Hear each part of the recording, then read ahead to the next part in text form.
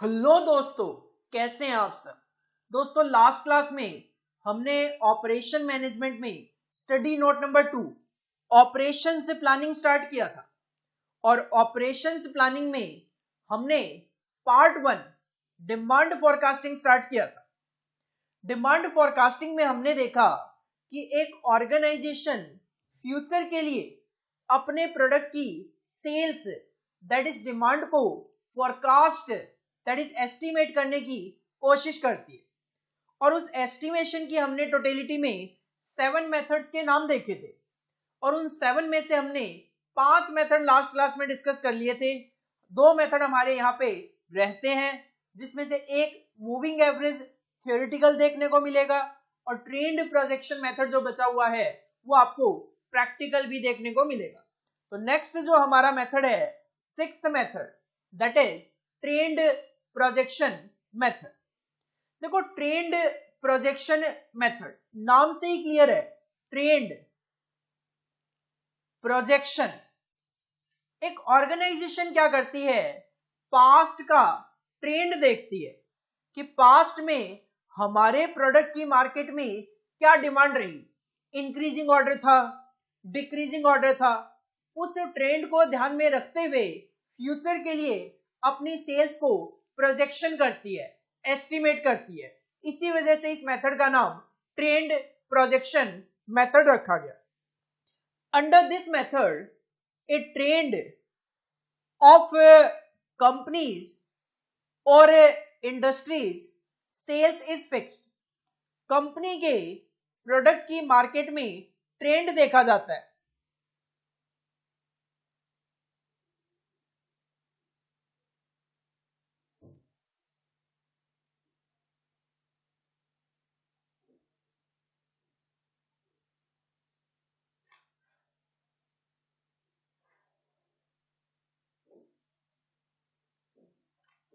Under this method, a trend of companies or industry sales is fixed with the help of historical data।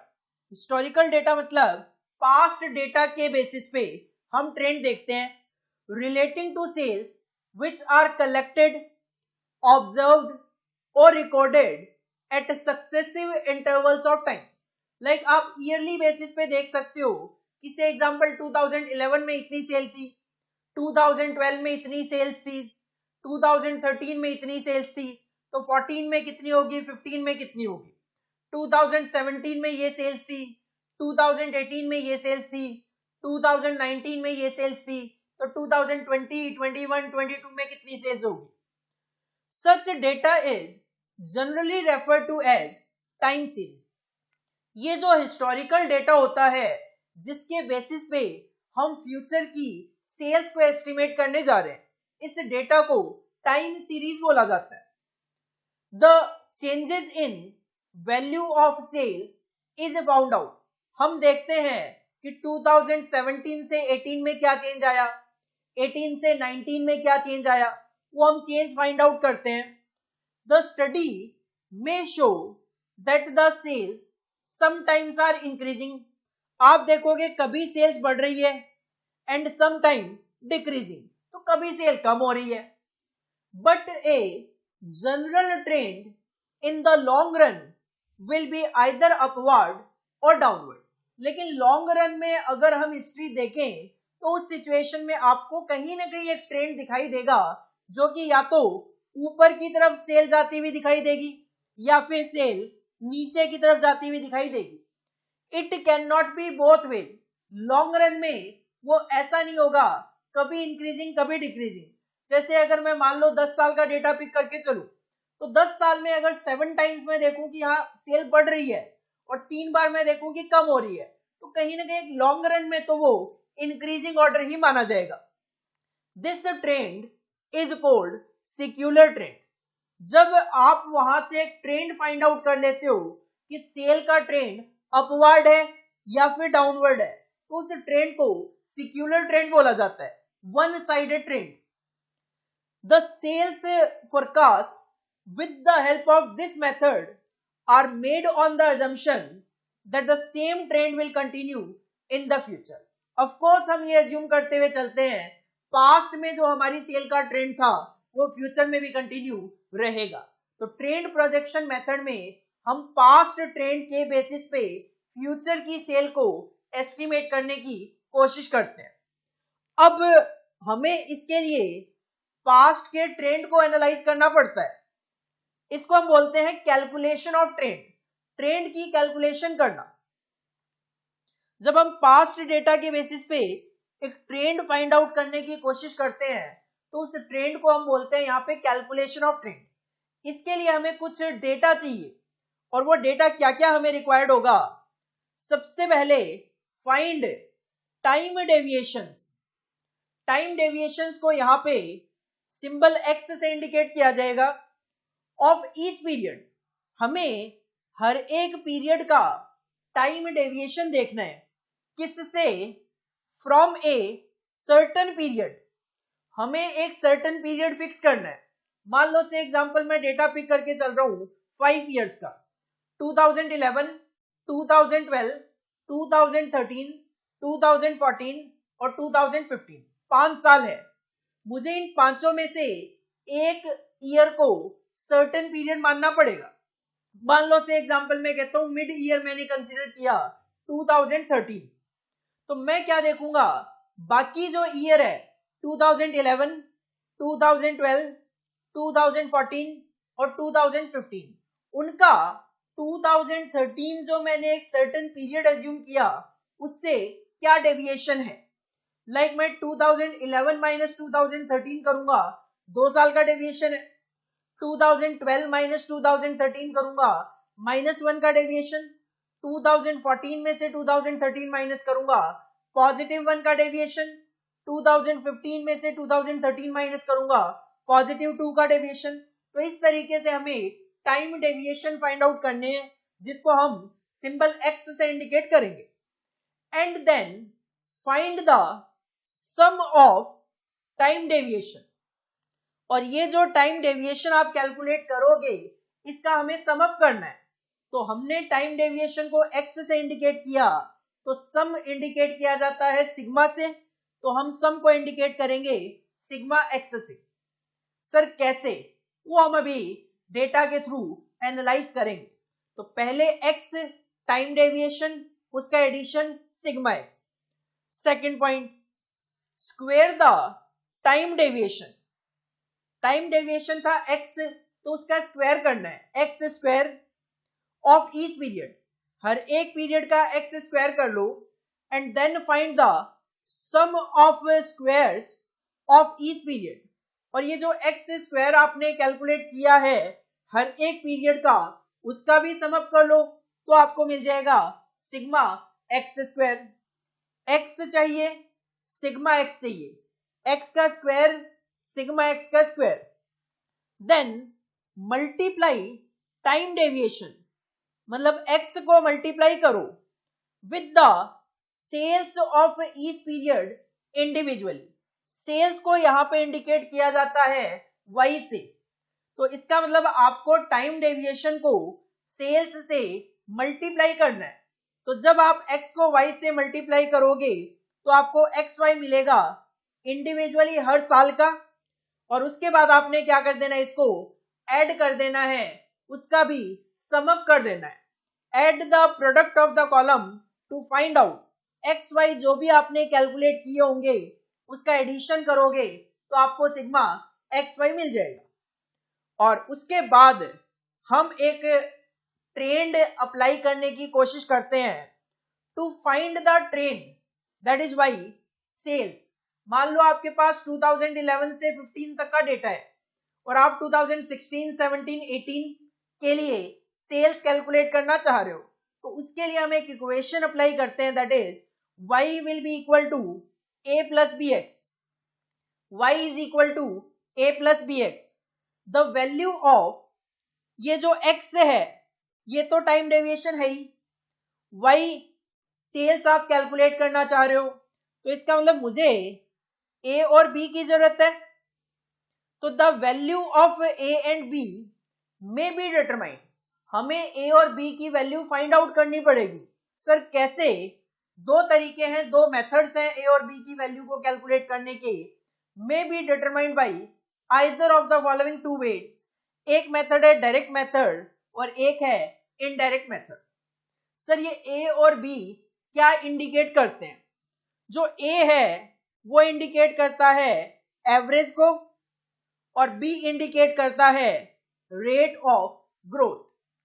जैसे आप economics में पढ़ते हो, economics में जब आप कंजम्पशन फंक्शन अप्लाई करते हो तो वहां पे इक्वेशन अप्लाई होती है C is equal to A plus B Y. Economics की मैं बात करूं तो वहां पे हम अप्लाई करते हैं कंजम्पशन फंक्शन में C is equal to A plus B Y, जहां पे C is the consumption, A होता है एक कांस्टेंट फिगर।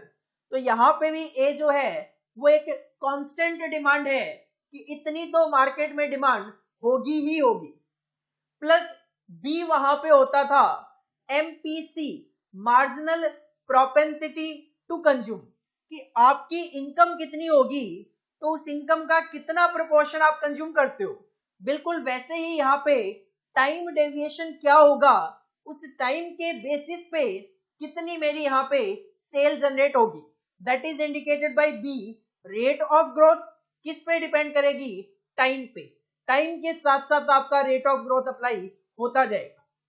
तो A इज इक्वल टू वो Y is equal to A plus B X. Sir steps थोड़े से कंफ्यूजिंग है। अगर स्टेप्स कंफ्यूजिंग है तो सिंपल मैं कहूंगा आप माइंड में एक बार के लिए फिलहाल फॉर्मूला रखो, Y is equal to A plus B X. Here Y will be the sales, हमें कैलकुलेट करनी है, A plus B X, X is the time deviation फिलहाल के लिए, A is the average, B is the rate of growth.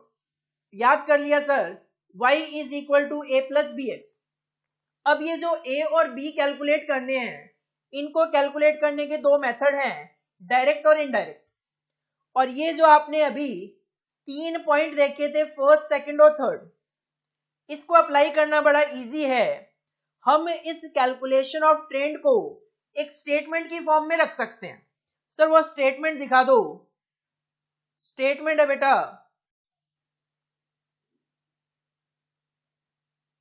ये वाला। मैंने आपको कहा कि हमें x से फाइंड आउट करना है और उसका सम अप करके सिग्मा x निकालना है। हम क्या करते हैं, कंप्यूटेशन ऑफ ट्रेंड वैल्यूज के लिए एक स्टेटमेंट बनाते हैं जिसमें 5 कॉलम आपको मैक्सिमम देखने को मिल सकते हैं। ईयर 2011, 12, 13, 14, 15 से एग्जांपल। टाइम डेविएशन हम लिखेंगे, सेल्स क्वेश्चन बताएगा कुछ ईयर्स की हम फाइंड आउट करेंगे, x का स्क्वायर कर लेंगे, x को y से मल्टीप्लाई करेंगे, xy आ जाएगा।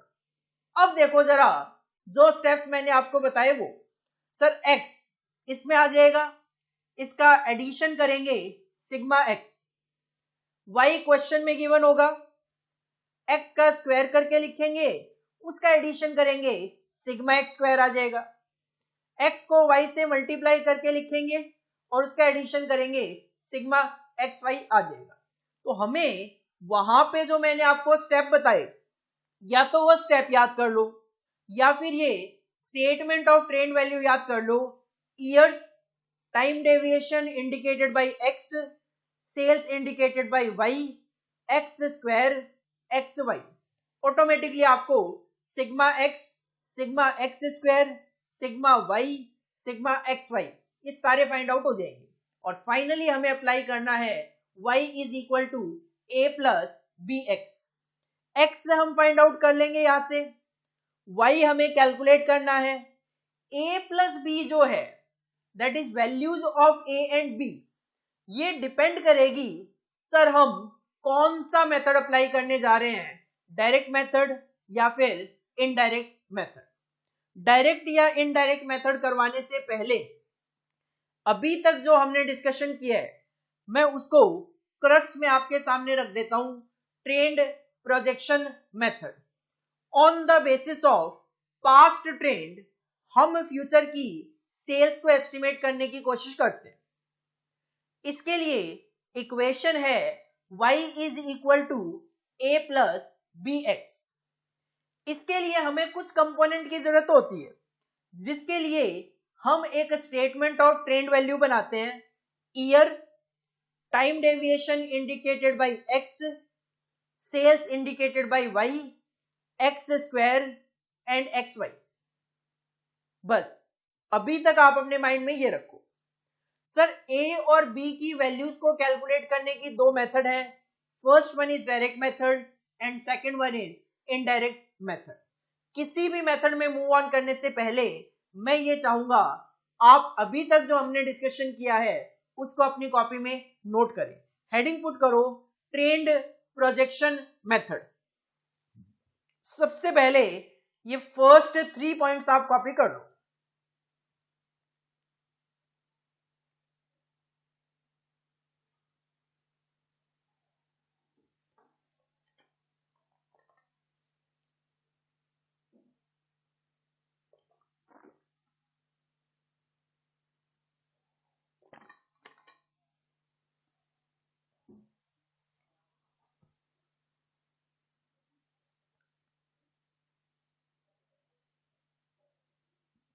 इसके बाद हेडिंग डालो calculation of trend, calculation of trend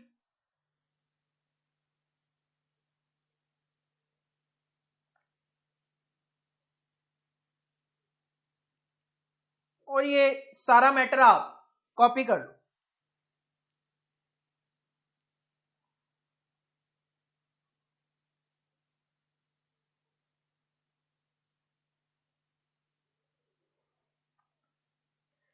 ये कॉपी करने के बाद एक स्टेटमेंट और बना लो। हेडिंग पुट करो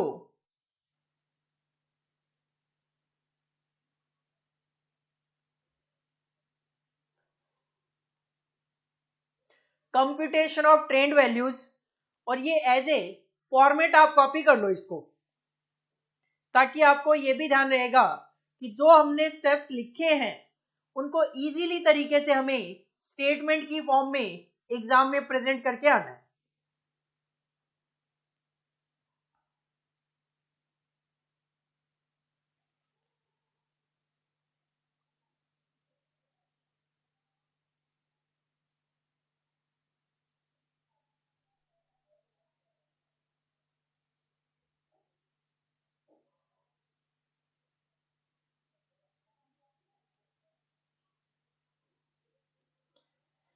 अब हम ए और बी की वैल्यूज को कैलकुलेट करने की दो मेथड्स हैं, डायरेक्ट मेथड और इनडायरेक्ट मेथड, वो हमें डिस्कस करनी है। सबसे पहले हेडिंग पुट करो डायरेक्ट मेथड। सबसे पहले हेडिंग पुट करो डायरेक्ट मेथड। देखो डायरेक्ट मेथड के अप्लाई होने के पीछे एक कंडीशन है। वो कंडीशन है this method is applicable only when sigma x is equal to 0। जो आपने अभी अभी स्टेटमेंट बनाया था उसमें जो टाइम डेविएशन है that is indicated by X, अगर क्वेश्चन में आप sigma x is equal to 0 कर पा रहे हो तो उस सिचुएशन में आप उस क्वेश्चन में डायरेक्ट मेथड अप्लाई कर पाओगे, अदरवाइज डायरेक्ट मेथड अप्लाई नहीं हो पाएगी। Sir sigma x is equal to 0 कब होगा?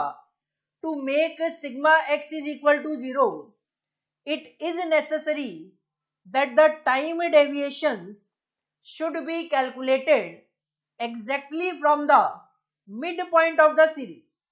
अगर आप जो बेस ईयर है, जो सर्टेन पीरियड है, वो बिल्कुल मिड पॉइंट कंसीडर करोगे, लाइक अगर मैं कहता हूं 2016, 2017, 2018, 2019 और 2020, 5 साल का मेरे पास डेटा गिवन है, तो अगर मैं मिड पॉइंट की बात करूं तो third year is the mid point. अगर मैं थर्ड ईयर को एक सर्टेन पीरियड मान के चलूं तो मैं उसकी वैल्यू कंसीडर करूंगा 0। 2018 की वैल्यू मैं कंसीडर करूंगा 0। सर कैसे? हमने अभी अभी पीछे कहा टाइम डेविएशन हमें एक सर्टेन पीरियड से कैलकुलेट करना है। अगर मैं वो सर्टेन पीरियड 2018 मान के चलूंगा तो 2018 माइनस 2018 करूंगा 0 आएगा। 2017 माइनस 2018 करूंगा -1 आएगा, 2016 माइनस 2018 करूंगा -2 आएगा, 2019 माइनस 2018 करूंगा प्लस में 1 आएगा, और 2020 माइनस 2018 करूंगा प्लस में 2 आएगा। तो 3 माइनस के हो गए टोटल और 3 पॉजिटिव होंगे, तो उसका जब एडिशन करोगे तो it will be equal to 0। तो जितने ईयर्स हमारे पास गिवन है, अगर हम उसके मिड पॉइंट को एक सर्टेन पीरियड अज्यूम करेंगे तो sigma X will always be equal to 0, और उस सिचुएशन में आप डायरेक्ट मेथड अप्लाई कर पाओगे for calculation of values of A and b. Then जब आप sigma x is equal to 0 बना लो, then the values of A and b will be calculated as follows. A is equal to, A indicates average, is equal to sigma y upon में n. sigma y क्या है?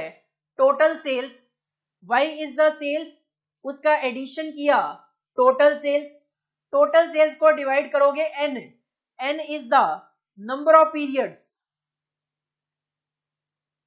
n is the number of years,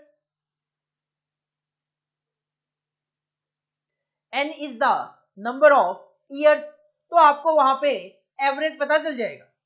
और b is equal to sigma x y upon में sigma x square, b will be equal to sigma x y upon में sigma x square. जैसे ही आपको a और b की values मिल जाएगी, you can apply the trend formula y is equal to a plus bx। Heading put करो direct method, और ये 2 पॉइंट विद 2 फॉर्मूला कॉपी करो आप।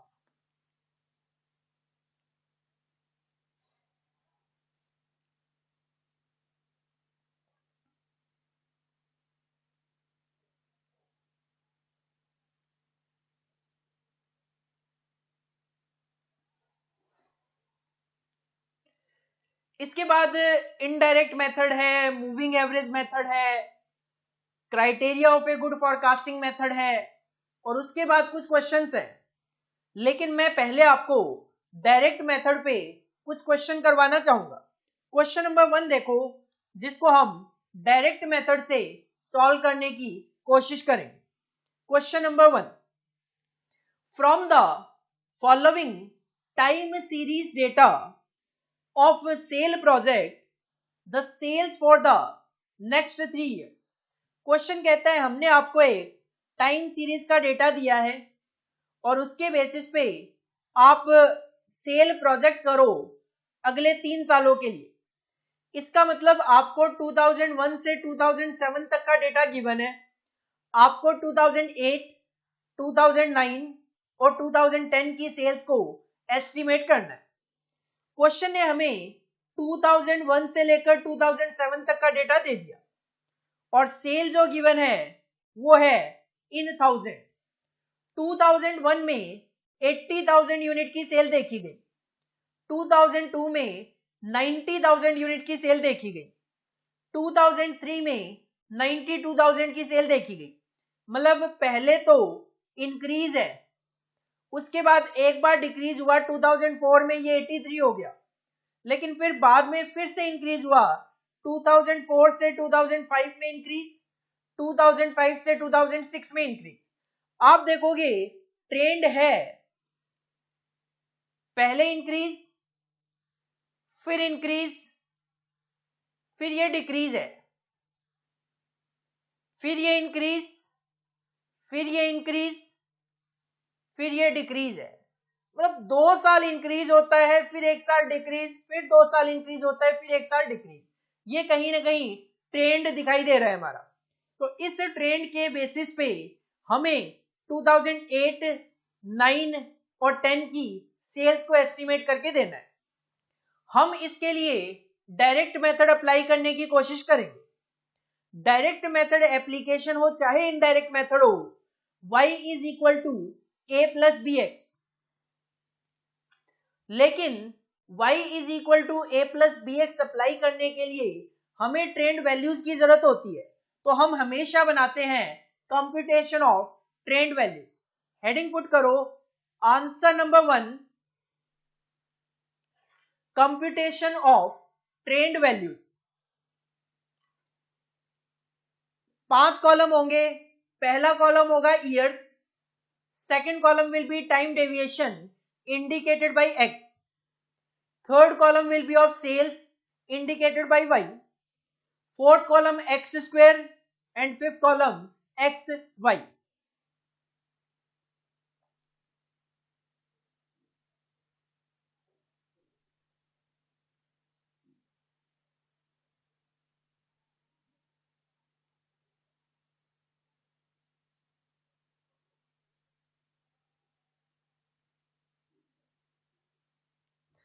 एज पर क्वेश्चन 7 ईयर्स गिवन है, तो मैं यहां पे ईयर्स में 7 ईयर्स लिख सकता हूं। 2001, 2002, 2003, 2004, 2005, 2006 एंड 2007। अब अगर मुझे डायरेक्ट मेथड अप्लाई करना है तो ये जो x होगा इसका जो समअप होगा that is sigma x, that should be equal to 0। Year है मेरे पास 7। अगर मैं मिड की बात करूं तो मिड होगा आपका 2004। अगर मैं 2004 को mid year that is certain period consider करूं तो 2004 में से 2004 माइनस करूंगा तो दैट विल बी 0। तो जिस पीरियड को आप certain period base period consider कर रहे हो उसका टाइम डेविएशन हमेशा 0। अब डिफरेंस निकाल लो, 2001 minus 2004 that will B -3, -2, -1। 2005 minus 2004 that will be 1, 2, 3। इसका समअप करोगे तो that will be equal to 0। इस तरीके से हमें डायरेक्ट मेथड में sigma x is equal to 0 बनाना है। सेल्स की बात करें तो क्वेश्चन में सेल्स गिवन है 80, 90, 92, 83, 94, 99 एंड 92। 80, 90, 92, 83, 94, 99 एंड 92। अगर इस कॉलम का टोटल कर लिया जाए तो that will be sigma Y. Sigma Y की हमें जरूरत पड़ेगी जब हम a is equal to sigma Y upon में n करेंगे। तो इसका टोटल कर लो,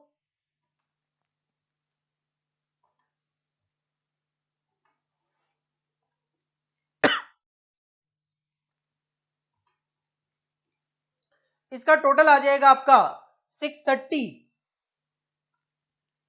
इसका टोटल आ जाएगा आपका 630।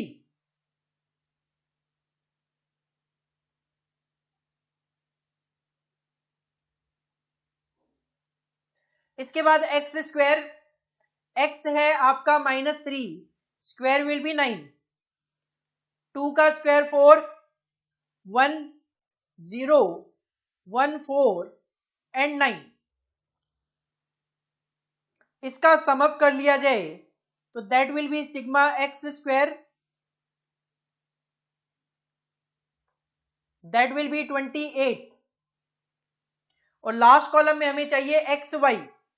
एक्स को वाई से मल्टीप्लाई करो, 3 multiply by 80 it will B -240, 2 multiply by 90 it will B -180, -1 multiply by 92 -92, 0, 94, 99 multiply by 2 it will B 198,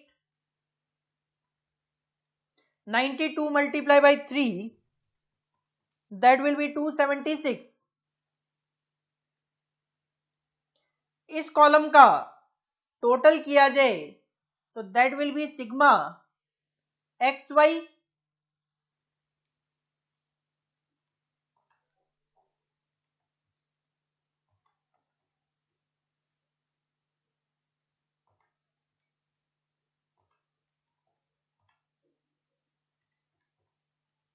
ये आ जाएगा आपका sigma x Y is equal to 56. This is the statement of trend values. जब आपने ये statement बना लिया तो अब हम ए और बी की वैल्यूज कैलकुलेट कर सकते हैं. फॉर्मूला लगाओ, a is equal to sigma Y upon में एन. सिग्मा वाई आपने कैलकुलेट किया 630. एन की बात करें तो नंबर ऑफ ईयर्स है आपके 7, तो दैट विल कम 90. 90 की डिमांड आपकी कांस्टेंट है, एवरेज है, आप ये मान के चल रहे हो. And b is equal to sigma x y upon में sigma x square. Sigma x y है आपका 56 और सिग्मा एक्स स्क्वायर था आपका 28. 56 अपॉन में 28, इट विल बी 2. ए आ गया 90 और बी आ गया आपका 2. इसके बेसिस पे हम 2008, 9 और 10 की सेल वैल्यू कैलकुलेट करने की कोशिश करेंगे. अप्लाई करो equation y is equal to A plus B X. 2007 तक की सेल गिवन थी. 2008, 9 और 10 की हमें सेल कैलकुलेट करनी है. ए था आपका 90, ए है आपका 90 प्लस बी है आपका 2, बी है आपका 2 और x की मैं बात करूं तो x की वैल्यू आप देख सकते हो 2007 की वैल्यू है 3.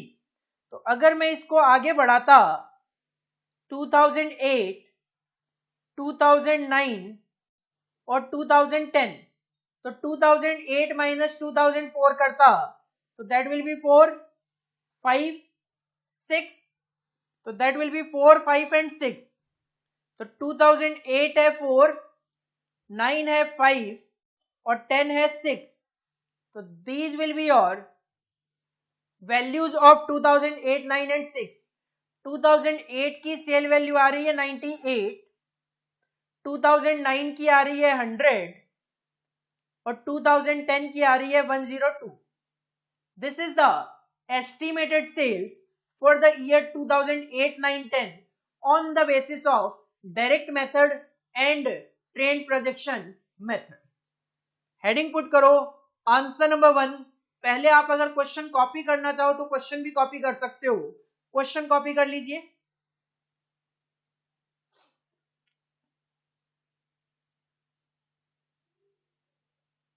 और अगर आपके पास क्वेश्चंस हैं ऑलरेडी, आपने परचेज की है क्लासेस, बुक्स वगैरह में है क्वेश्चन आपके पास, तो आप डायरेक्ट आंसर कॉपी कर सकते हो. हेडिंग पुट करो answer number 1. This is your first slide. इसको आप कॉपी कर लीजिए.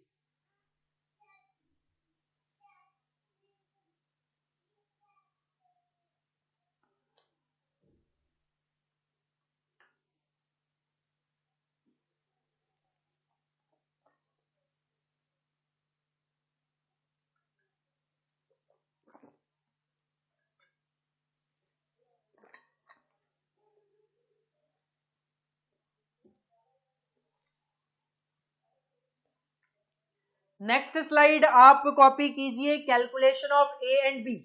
ये वाली स्लाइड कॉपी कीजिए.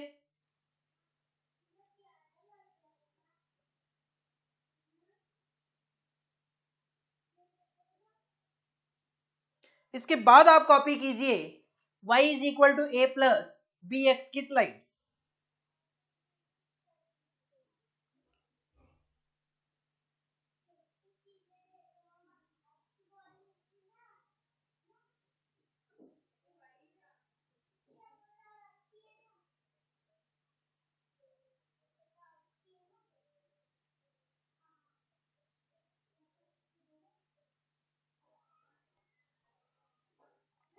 ये जो क्वेश्चन था, इस क्वेश्चन में इजी ये था कि हमारे पास 7 इयर्स गिवन थे, तो हमने 3 ऊपर छोड़ दिए, 3 नीचे छोड़ दिए और इसको मिड कंसीडर करके सिग्मा एक्स को 0 बना दिया.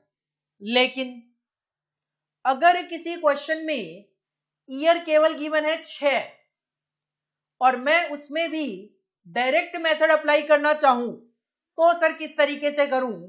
क्वेश्चन नंबर सेकंड देखो, question number second, from the following time series data of sale project the sale for the next 5 year. आपके पास अगेन टाइम सीरीज गिवन है, 6 साल का डेटा 2002 से 2007 और हमें सेल प्रोजेक्ट करनी है अगले 5 सालों के लिए 2008, 9, 10, 11 और 12, अगले 5 सालों के लिए सेल प्रोजेक्ट करनी है। ईयर गिवन है 2002 से 7 और सेल गिवन है मेरे पास लैक्स में 100, 110, 115, 120, 135 एंड 140। सर इस सिचुएशन में आप डायरेक्ट मेथड कैसे अप्लाई करोगे? देखो कुछ भी हो, हमें स्टेटमेंट ऑफ ट्रेंड वैल्यूज तो बनाना है। तो पहले एक बार मैं अगर अपना स्टेटमेंट बनाना शुरू करूं, computation of trend values, heading put करो आंसर नंबर 2, हेडिंग पुट करो answer number 2, computation of trend values, bracket में जो अजम्पशन है एक बार लिख लो, मैं इसको अभी समझाऊंगा आपको। Assumed time deviation 6 month is equal to 1 period.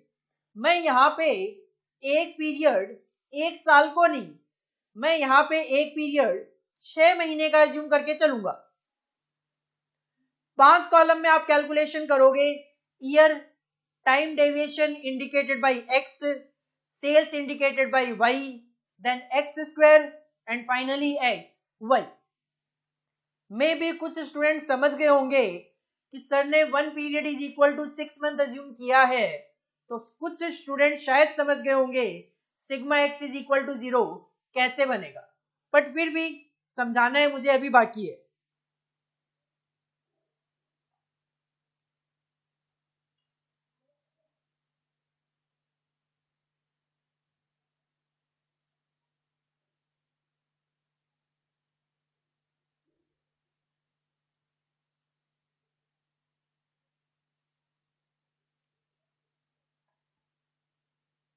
As पर क्वेश्चन में यहां पे ईयर कॉपी कर सकता हूं। ईयर है 2, 3, 4, 5, 6, 7, 2002। टेबल में तो हम उतने ही ईयर कंसीडर करेंगे जितने क्वेश्चन में गिवन है, 2004, 2005, 2006 एंड 2007। सेल्स गिवन है वो भी कॉपी कर लेते हैं वाई कॉलम में, 100, 110, 115, 120, 135, 140,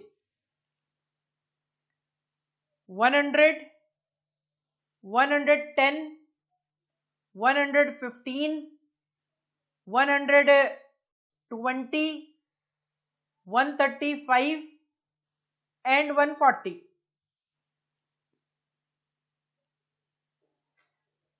हमें यहां पे जो टाइम डेविएशन का कॉलम है इसको मैं डायरेक्ट मेथड अप्लाई करना चाह रहा हूं, तो इसको sigma x is equal to 0 बनाना है। ये जो टोटल होगा दैट विल बी और सिग्मा वाई एडिशन करके लिख लो,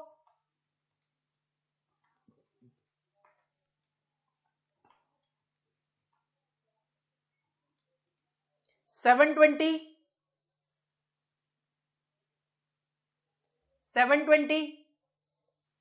इसके बाद यहां पे देखो कि मैं sigma x is equal to 0 कैसे बनाऊं। मैंने यहां पे एक अजम्पशन ली कि 1 period is equal to 6 months, 1 period is equal to 6 months. ये मेरे पास डेटा गिवन है 2002 से लेकर 2007 तक का।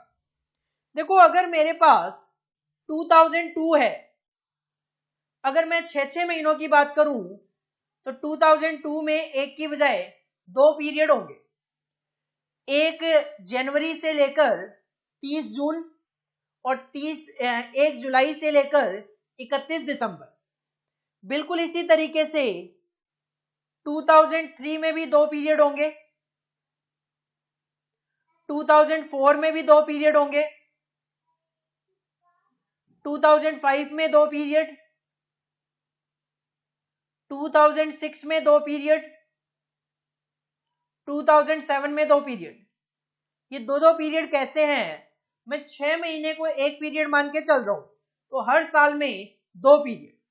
ये है 2, 2 4, 2 6, 2 8, 2 10 और 2 12। कहीं ना कहीं ये जो 2004 के बाद ये 2005 है, 2004 में ये जो 2 पीरियड हैं ये रहे होंगे 1 जनवरी से 2004, 1 जनवरी 2004 से 30 जून 2004। इसी तरीके से दूसरा पीरियड रहा होगा 1 जुलाई 2004 से 31 दिसंबर 2004। इसी तरीके से 2005 में 1 जनवरी 2004 से 30 जून, 1 जनवरी 2005 से 30 जून 2005 और 1 जुलाई 2005 से 31 दिसंबर 2005। 2 पीरियड 4, ये है 5, ये है 6 पीरियड, ये है 7, ये है 8, ये 2 मिला के 10 और ये 2 मिला के 12।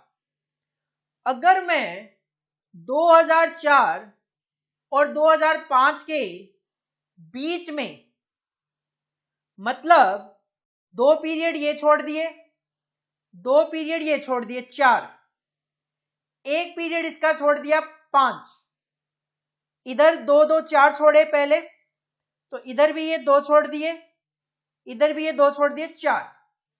अब ये है मेरे 4 पीरियड।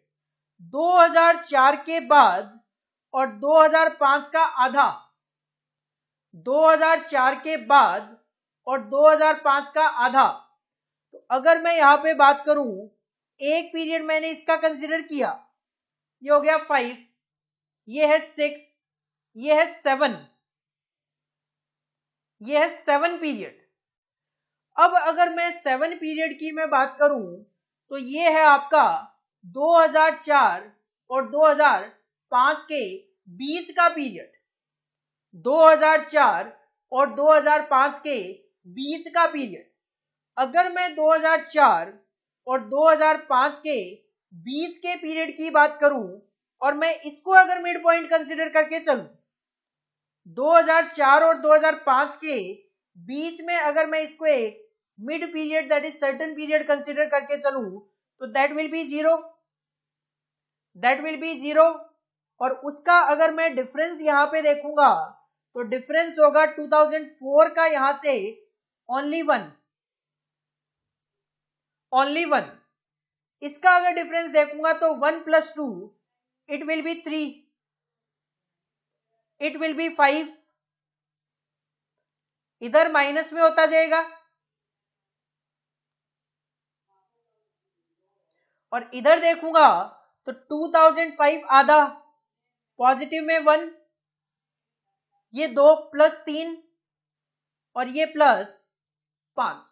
तो अगर मैं 2004 और 5 के बीच में जो भी पीरियड होगा उसको यहां पे अगर मिड पीरियड 0 एज्यूम करके चलूं, तो उस सिचुएशन में 2004 एंडिंग -1, यहां से मैं एज्यूम कर रहा हूं, तो 2004 एंडिंग -1, 2003 एंडिंग -3, 2002 एंडिंग -5। इधर 2005 ये खत्म हो जाएगा +1 पे, ये +3, ये +5। समझ पा रहे हो? दोबारा से अगर मैं 2004 और 2005 के मिड का, मतलब यहां पे इस पीरियड को अगर मैं मिड पीरियड कंसीडर करके चलता हूं, इस वाले पीरियड को,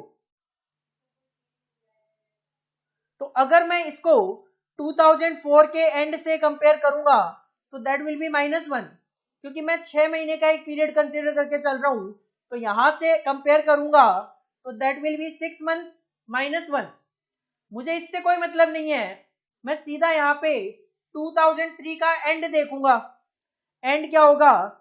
31 दिसंबर 2003। तो -1 है, इसमें 2 पीरियड कवर हो गए, तो ये हो गया -3। इसमें फिर से 2 पीरियड कवर हो गए, -5। यहां से 31 दिसंबर 2005 को मेजर करूंगा, जून से दिसंबर, ये +1। फिर ये 2 पीरियड कवर कर लेगा, +3। ये 2 पीरियड कवर कर लेगा, +5। तो जब आप स्टेटमेंट बनाओगे तो स्टेटमेंट में ये 0 कहीं नहीं दिखाई देगा। 2004 में आपको दिखाई देने वाला है -1, 2 पीरियड इसमें कवर हो गए, -3, ये हो गया -5। इसी तरीके से ये +1 होगा, फिर केवल ये +3 होगा और ये +5 होगा। मैंने मिड किसको अज्यूम करा है? मिड है मेरा ये वाला पीरियड, 30 जून 2005, 1 जनवरी 2005 से लेकर 30 जून 2005 मेरा मिड है। 30 जून 2005 से मैं मेजरमेंट करूंगा, 31/12 एक पीरियड, 31/12/2005 भी एक period.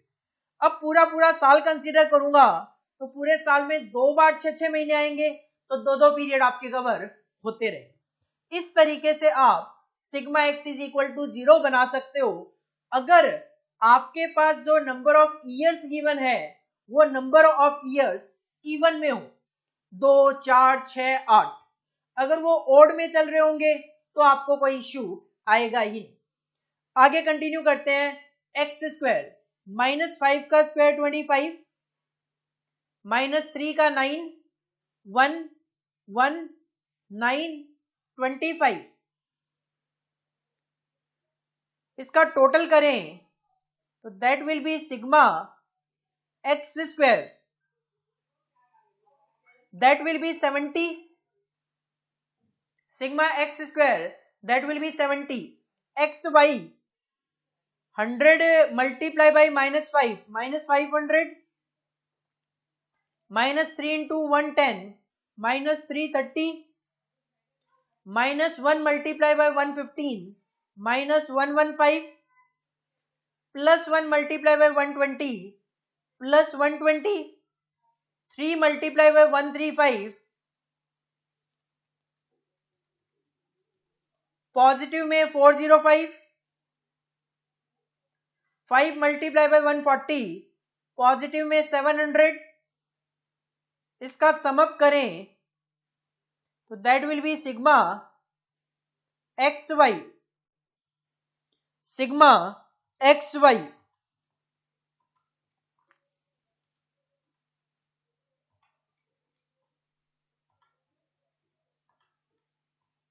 and the total will come 285, total will be 285। Heading put करो और सबसे पहले ये कंप्यूटेशन ऑफ ट्रेंड वैल्यू का स्टेटमेंट आप कॉपी कर लीजिए।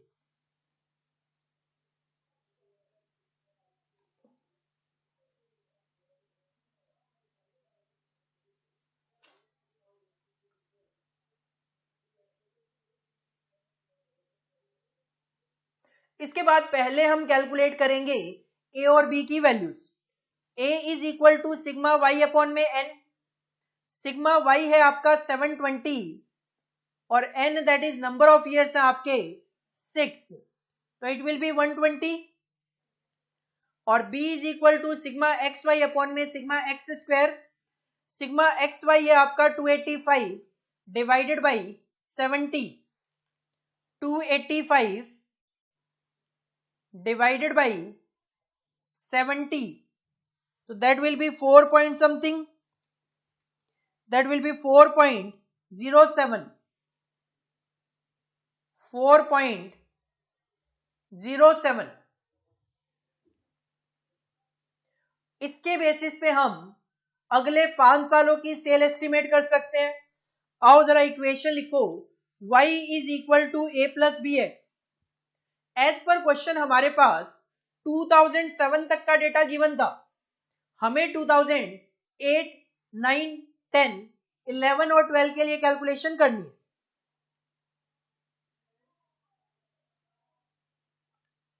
है। ए कैलकुलेट होके आया है आपका 120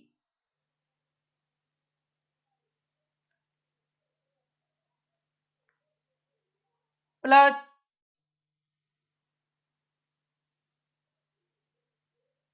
बी कैलकुलेट किया आपने 4.07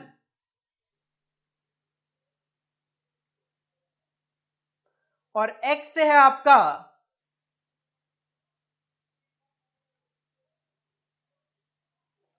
x होगा आपका 2007 तक ये +5 है, तो 2008, 9, 10, 11, 12 दो बढ़ते जाएंगे, तो दैट विल बी 7, 9, 11, 13, 15। तो 7, 9, 11, 13 and 15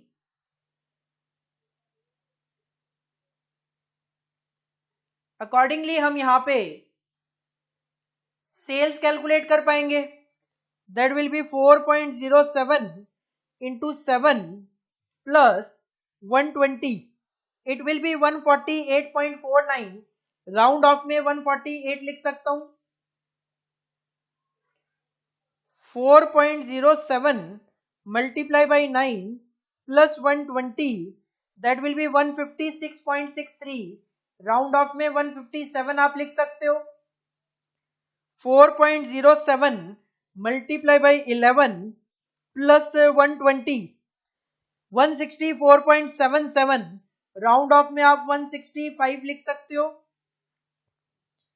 4.07 multiply by 13 plus 120, 172.91। Round of में आप 173 लिख सकते हो। And 4.07 multiply by 15 plus 120, 181.05। Round of में आप 181 लिख सकते हो। That will be your estimated sale for the next 5 years on the basis of trained projection method, direct method। Heading put करो। अगर क्वेश्चन कॉपी करना है तो पहले आप क्वेश्चन कॉपी कर सकते हो, और अगर आपके पास क्वेश्चन है तो हेडिंग पुट करो आंसर नंबर 2 और ये स्लाइड आप कॉपी कर लीजिए।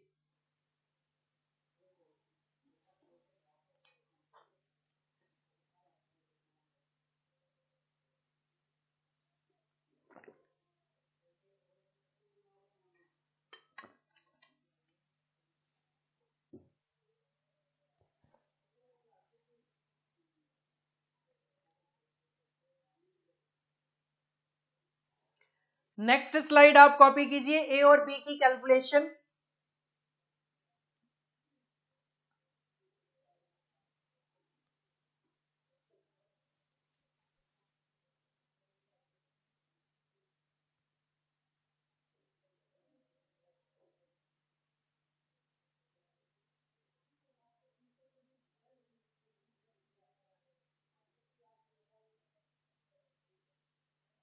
और उसके बाद y is equal to a plus B x.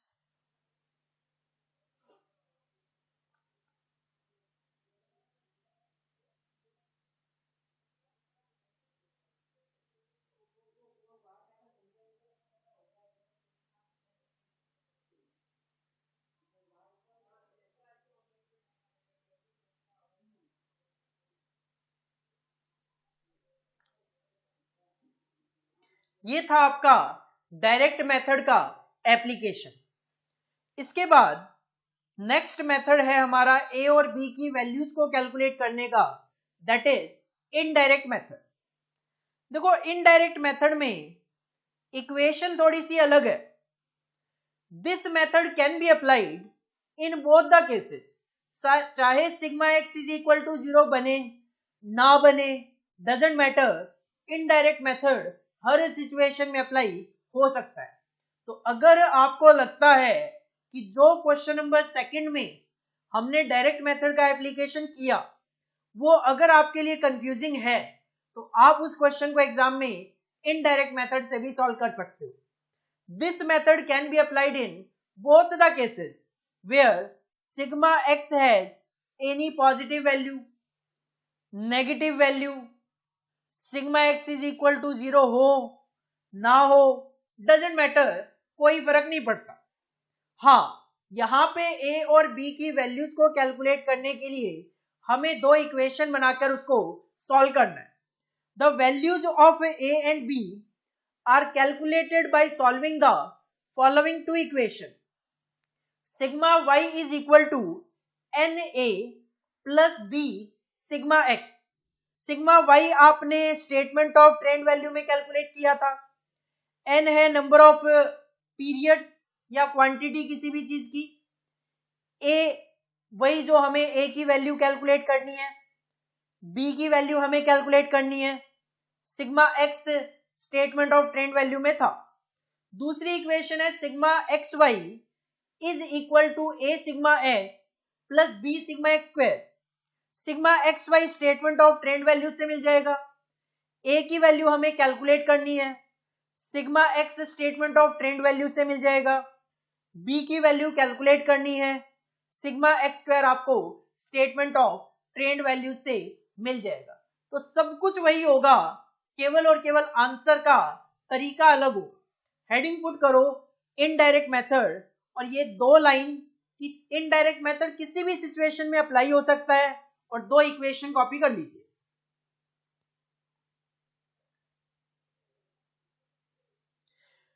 Indirect method पे भी हम दो क्वेश्चन ट्राई करके देखेंगे। आओ जरा क्वेश्चन नंबर थर्ड देखो। Question number third, N investigation into the demand for colour TV sets in 5 towns has resulted in the following data. 5 towns में कलर टीवी सेट्स की डिमांड का इन्वेस्टिगेशन किया गया। Population of the town in lakhs, town की population दी गई है लैक्स में, जिसको यहां पे एक्स से इंडिकेट किया गया है, और नंबर ऑफ टीवी सेट्स की क्या डिमांड है वो थाउजेंड्स में गिवन है, जिसको सिंबल वाई से इंडिकेट किया गया। एक टाउन में इन्वेस्टिगेशन हुआ जहां पे 5 लाख की पॉपुलेशन थी और 9000 टीवी की डिमांड एस्टिमेट की गई। एक टाउन जहां पे 7 लाख की पॉपुलेशन थी, 13000 टीवी की डिमांड देखी गई। एक टाउन जहां पे 8 लाख की पॉपुलेशन थी, 11000 टीवी की डिमांड देखी गई। एक टाउन जहां पे 11 लाख की पॉपुलेशन थी, वहां पे 15,000 कलर टीवी सेट्स की डिमांड देखी गई। और एक टाउन जहां पे 14 लाख की पॉपुलेशन थी, वहां पे 19,000 कलर टीवी डिमांड देखी गई। क्वेश्चन चाहता है estimate the demand for colour TV sets for 2 towns. 5 town की पॉपुलेशन और टीवी की डिमांड गिवन है। क्वेश्चन चाहता है हम 2 टाउन की कैलकुलेशन करके दें जिसकी पॉपुलेशन 10 लाख और 20 लाख है। आप ऊपर देखोगे पॉपुलेशन में 10 लाख और 20 लाख नहीं है, तो हमें इन पॉपुलेशन और इन डिमांड के बेसिस पे ये बताना है कि 10 लाख जहां पॉपुलेशन होगी वहां टीवी की डिमांड कितनी होने की उम्मीद है, और जहां पॉपुलेशन 20 लाख की होगी वहां कलर टीवी सेट्स की डिमांड क्या होने की उम्मीद है। और इसको हम सॉल्व करेंगे इनडायरेक्ट मेथड से। आप देखोगे कि आप इस क्वेश्चन को डायरेक्ट मेथड से सॉल्व कर ही नहीं सकते। क्यों डायरेक्ट मेथड से सॉल्व नहीं कर सकते?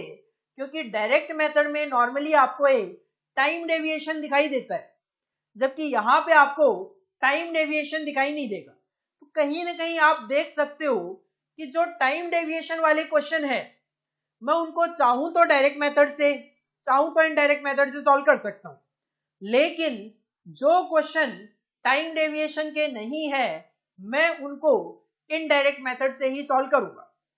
आओ जरा सॉल्व करने की कोशिश करते हैं, और इसके लिए सबसे पहले आप बनाओगे computation of trend values. Heading put करो answer number 3, computation of trend values.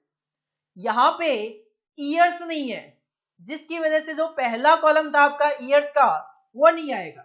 तो आप यहां पे लिखोगे population in lakhs that is indicated by x, sales indicated by y, then x square and then xy.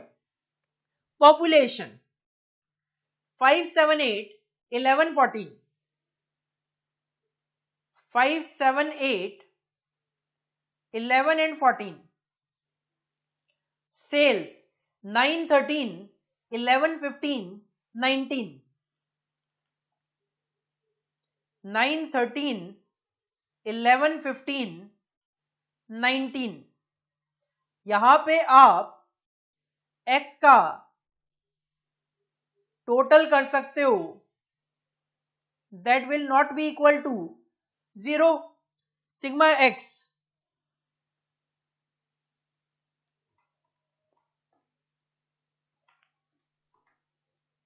(45) sigma x is equal to 45।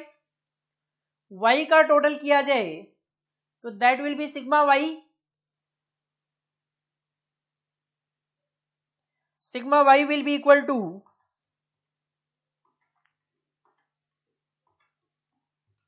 67 x square 5 का square 25, 7 का square 49, 8 का square 64, 11 का square 121 and 14 का स्क्वायर 196। इस कॉलम का total किया जाए तो आपको मिल जाएगा sigma x square, sigma x square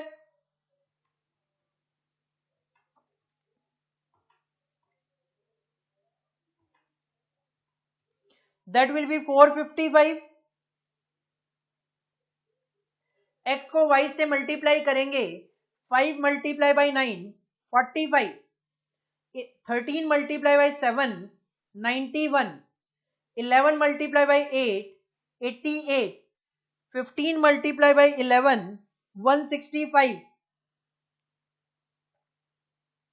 14 multiply by 19 266।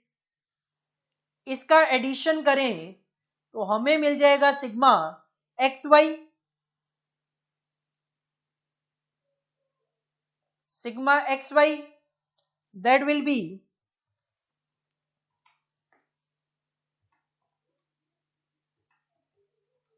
655।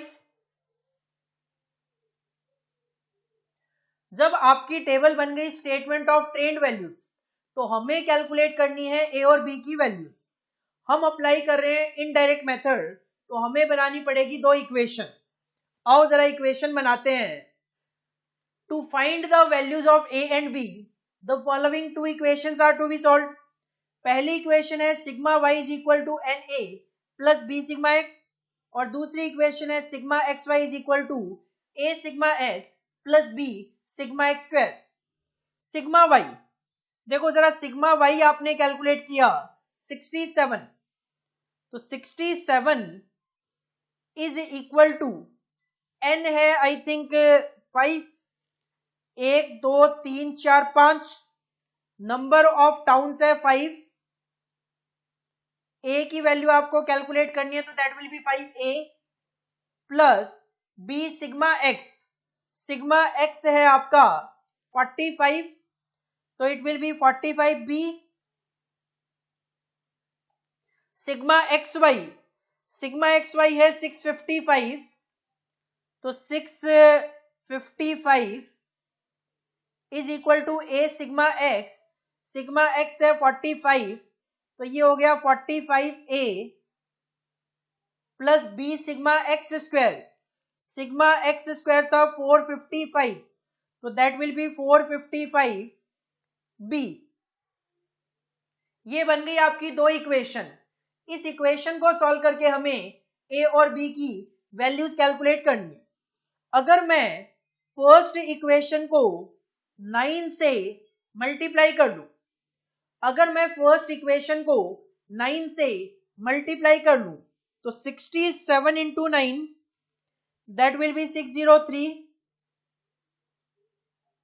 Is equal to 5a multiply by 9, 45a plus 45b multiply by 9, it will be 405b।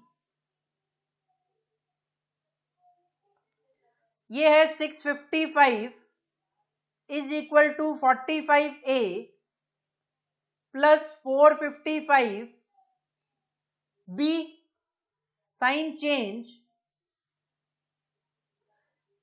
ये हो गया कैंसिल, तो ये हो गया आपका 603 minus 655, that will be minus 52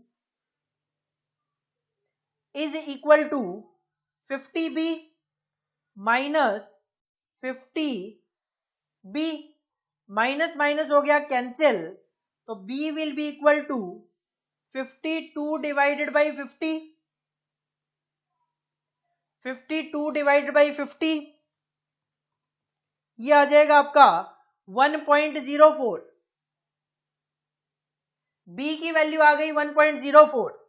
एक इक्वेशन में, फर्स्ट इक्वेशन में ही अगर मैं रख लूं इस वैल्यू को, तो फर्स्ट इक्वेशन थी 67 is equal to 5a plus 45b, b की वैल्यू है 1.04। इसको सॉल्व कर लो तो 67 माइनस 45 इंटू 1.04, 46.8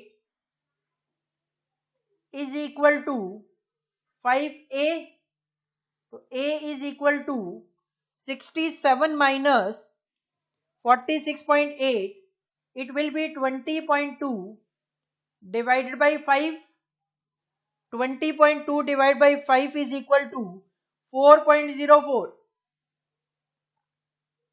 तो a की वैल्यू आ गई 4.04 और b की वैल्यूज आ गई 1.04। इसके बेसिस पे हम सेल्स कलर टीवी की जो डिमांड है उसको एस्टिमेट कर सकते हैं 10 लाख और 20 लाख पॉपुलेशन के लिए। आओ जरा y is equal to A plus B x, y is equal to A plus B x. जहां पे 10 लाख की पॉपुलेशन होगी, जहां पे 10 लाख की पॉपुलेशन होगी, वहां पे y that is demand of colour TV set will be equal to a. A आपने कैलकुलेट किया है 4.04 प्लस बी है आपका 1.04 मल्टीप्लाई बाई एक्स, एक्स है एक्स लेना है आपको, पॉपुलेशन लेनी है आपको 10 लाख की, 10 लाख की पॉपुलेशन के लिए, तो ये आ जाएगा आपका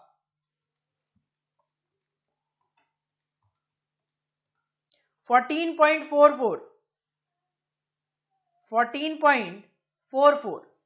और यही अगर आप 20 लाख की पॉपुलेशन के लिए कैलकुलेट करें तो y इज इक्वल टू ए है 4.04, b है 1.04, 20 लाख इज द पॉपुलेशन, तो 20 into 1.04 plus 4.04 that will come 24.84।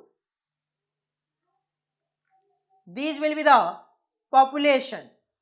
और ये पॉपुलेशन की ये जो कलर टीवी की डिमांड की है ये फिगर्स है 1000 में, तो ऊपर है ये 14,000, 14.44 मल्टीप्लाई बाई 1000 है ये, तो ये है 14,440 और नीचे जो है वो है 24,840। तो इस तरीके से आप इनडायरेक्ट मेथड अप्लाई करके ए और बी की वैल्यूज अकॉर्डिंगली पॉपुलेशन के बेसिस पे डिमांड कैलकुलेट करते हुए चल सकते हैं। अगर क्वेश्चन है आपके पास तो बेटर है, नहीं है क्वेश्चन तो पहले आप क्वेश्चन कॉपी कर लीजिए।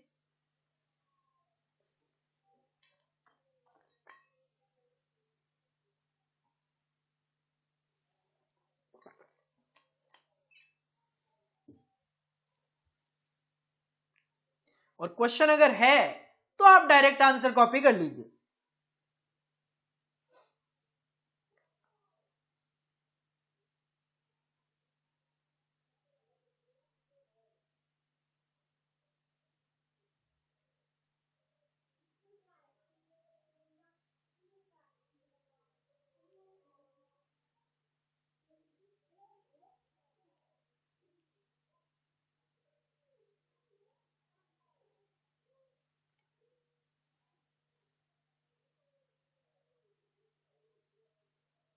पहले स्लाइड ए प्लस बी नहीं करनी, ए और बी की वैल्यूज की कैलकुलेशन की स्लाइड जो है वो आप पहले कॉपी कर लें।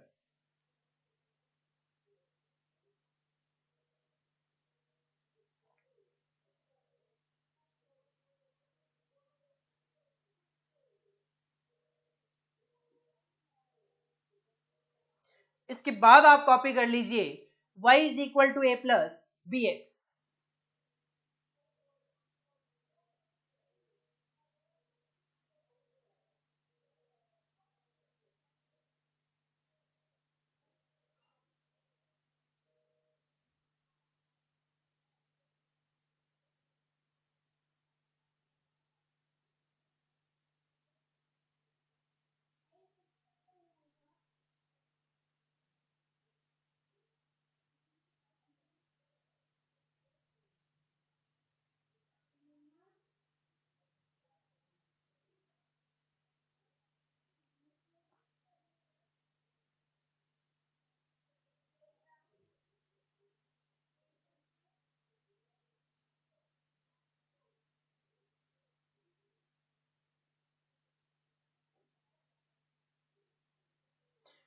इसके बाद एक क्वेश्चन नंबर 4 और है, आप इस क्वेश्चन को कॉपी कर लीजिए और ये जो क्वेश्चन है ये है आपका होमवर्क। हालांकि नेक्स्ट क्लास में मैं इस क्वेश्चन को करवाऊंगा, डिस्कस करूंगा, बट बेटर ये है आप इस क्वेश्चन को खुद सॉल्व करके देखें ताकि आपको पता लगे कि क्या आप इक्वेशन को सॉल्व कर पा रहे हो मैथमेटिकली कि नहीं कर पा रहे, क्योंकि कुछ बच्चों को इक्वेशन सॉल्व करनी ही नहीं आती, इक्वेशन सॉल्यूशन में ही गलती करते हैं। तो आप इस क्वेश्चन को कॉपी कीजिए, खुद अपने आप एक बार घर पे करके देखो। आज की जो क्लास है वो हम यहीं पे फिनिश करते हैं। आज की क्लास में हमने एक method that is trend projection method का डिस्कशन किया। ट्रेंड प्रोजेक्शन मेथड का कहना है हम पास्ट जो ट्रेंड होता है उसको ध्यान में रखते हुए फ्यूचर की डिमांड को एस्टिमेट करने की कोशिश करते हैं। इक्वेशन अप्लाई की जाती है y is equal to A plus B x, जहां पे y indicate demand that is sales, a एक एवरेज अमाउंट को इंडिकेट करता है, एवरेज फिगर को इंडिकेट करता है, b is the rate of growth, x depending upon question to question क्या है। डायरेक्ट मेथड में नॉर्मली ये टाइम डेविएशन होता है, जबकि इनडायरेक्ट मेथड में x इंडिकेशन क्या कुछ भी हो सकता है। डायरेक्ट मेथड की बात करें तो डायरेक्ट मेथड में ए और बी की वैल्यूज को कैलकुलेट करने के लिए हम स्टेटमेंट ऑफ ट्रेंड वैल्यू बनाते हैं, जिसमें 5 कॉलम कंसीडर करते हैं। Year, x that is time deviation, y is sales, x square, x y. इसको बनाने के बाद हम कैलकुलेट करते हैं ए और बी की value. A is equal to sigma Y upon में n and b is equal to sigma x y upon में सिग्मा एक्स स्क्वायर। ए और बी की वैल्यूज कैलकुलेट करने के बाद हम a plus B x equation apply करके next years की डिमांड एस्टिमेट करते हैं। इनडायरेक्ट मेथड डायरेक्ट मेथड में केवल और केवल तभी एप्लीकेशन हो सकता है जब sigma x is equal to 0। Indirect method किसी भी सिचुएशन में अप्लाई किया जा सकता है, बट इनडायरेक्ट मेथड में दो इक्वेशन बनाकर सॉल्व करना पड़ता है। इक्वेशन है, फर्स्ट इक्वेशन है sigma y is equal to n a plus b sigma x, और दूसरी इक्वेशन है sigma x Y is equal to a sigma x plus b sigma x square. Equation को solve करके हमें ए और b की values calculate करनी है। Then same equation y is equal to A plus B x. Direct method पे दो question मैंने करवाए, इनडायरेक्ट मेथड पे एक क्वेश्चन करवा दिया। एक क्वेश्चन आपका होमवर्क है, जो होमवर्क है नेक्स्ट क्लास में हम डिस्कस करेंगे, और बाकी भी इस चैप्टर में एक मेथड, मूविंग एवरेज और criteria of a good method हमें डिस्कस करके नेक्स्ट क्लास में हम इस चैप्टर को कंप्लीट कर लेंगे। तब तक आप जितना भी पोर्शन इस चैप्टर का मैंने करवाया है वो रिवाइज करके आओ। Thank you, all the best.